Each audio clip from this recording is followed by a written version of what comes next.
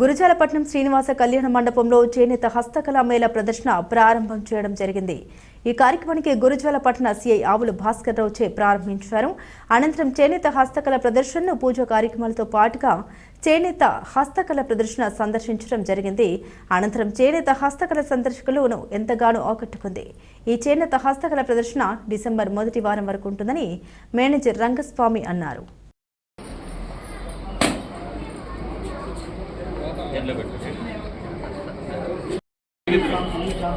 4 గంటలకు వస్తారంటే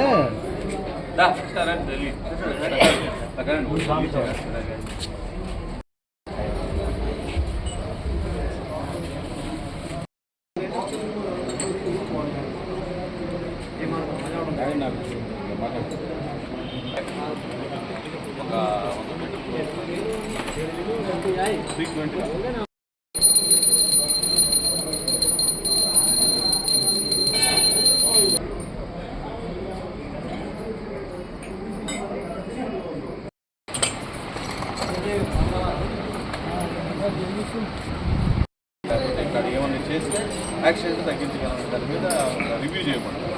దాని మీద వెళ్ళాము సార్. మొత్తం అమ్మాయిలో